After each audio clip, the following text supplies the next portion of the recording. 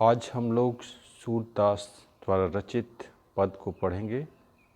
कवि का संक्षिप्त जीवन परिचय इस प्रकार से है। इनका जन्म 1478 ईस्वी, जन्म का स्थान से ही दिल्ली के पास, निवास स्थान वृंदावन एवं पारसोली। शिक्षा स्व अध्याय द्वारा इन्होंने ज्ञान अर्जन प्राप्त किया। काव्य की रचना एवं संगीत का विशद ज्ञान एवं अभ्यास था। अभिरुचि पर्यटन, सत्संग, कृष्ण भक्ति एवं वैराग्य। इनके दीक्षा गुरु महाप्रभु वल्लभाचार्य थे। ये जन्म से अंधे या फिर बड़े होने पर इनकी दोनों आँखों की रोशनी चली गई।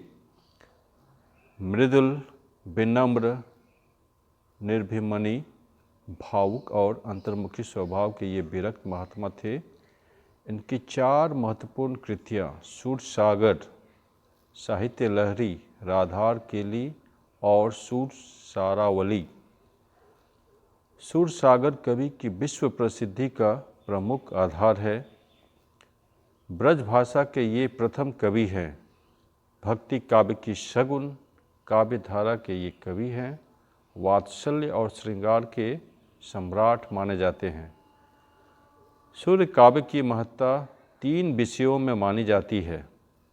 पहला विनय भक्ति, दूसरा वात्सल्य और तीसरा श्रृंगार। ये वल्लभाचार्य के शिष्य बने रहे। पद 1 को हम लोग देखते हैं।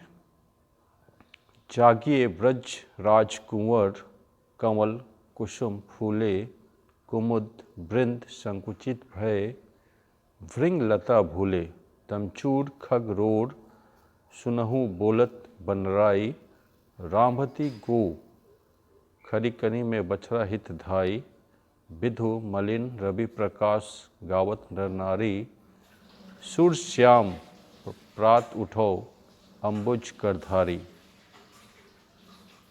पद का अर्थ इस प्रकार से है। यशोदा मैया बाल गोपाल कृष्ण को दुलार से जगा रही है। ओ मेरे ब्रज के राजकुमार, भोर हो रही है, अब तो जाग जाइए। देखिए कमल के फूल खिल गए हैं, कुमुद के पुष्पों ने अपनी पंखुड़ियों को समेट लिया है, भौरे भी लताओं में छिप गए हैं, मुर्गों एवं पक्षियों की चहचहाना एवं कोलाहल सुनाई दे रहा है, गौशालाओं में गाय रंभा रही है तथा बछड़ों को दूध पिलाने के लिए दौड़ी चली आ रही है। जैसे जैसे भोर हो रही है, चंद्रमा का प्रकाश कम होता जा रहा है और सूर्य की किरणें चारों दिशाओं में फैलती जा रही है। नर और नारी ईश्वर का भजन कीर्तन गा रहे हैं। हे श्याम, अब तो उठ जाइए, सवेरा हो गया है। दूसरे पद के भाग को हम लोग देखते हैं।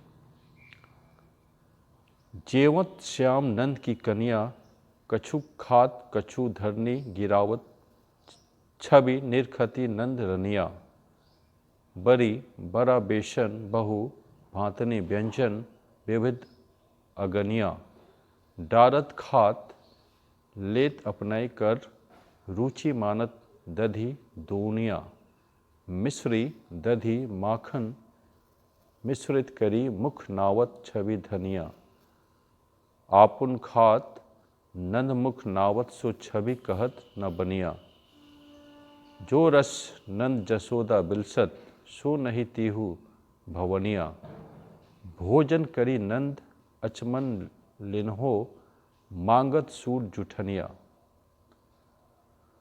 पद का अर्थ। दूसरे पद का अर्थ, बाल गोपाल नंद बाबा की गोद में बैठकर खा रहे हैं, कुछ खा रहे हैं तथा कुछ धरती पर भी गिरा रहे हैं। भोजन करने के इस तरीके को देखकर माता यशोदा के चेहरे पर एक अजीब सी खुशी दिखती है। दूर से ही वह इस मनोहारी दृश्य को देखकर आनंदित हो रही है। यशोदा मैया ने बेसन से बड़ा और भी अनेकों व्यंजन को बनाया है, जिससे कृष्ण बड़े ही चाव से अपने हाथों से खा रहे हैं।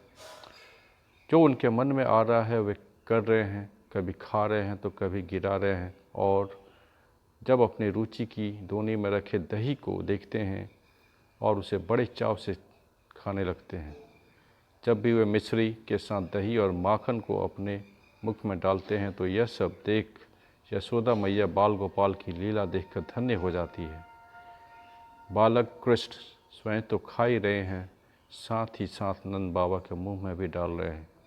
यह सब दृश्य वर्णन करने वाला नहीं, बल्कि इस शोभा को देखकर ही आनंद महसूस किया जा सकता है। जिस बाल लीला का रसपान नंद बाबा और यशोदा मैया कर रही है वह तीनों लोक में दुर्लभ है। नंद बाबा भोजन करने के बाद कुल्ला करते हैं और सूरदास बालक कृष्ण के खाए हुए जूठन मांगते हैं और उस जूठन को प्राप्त करना ही अपना सौभाग्य मानते हैं।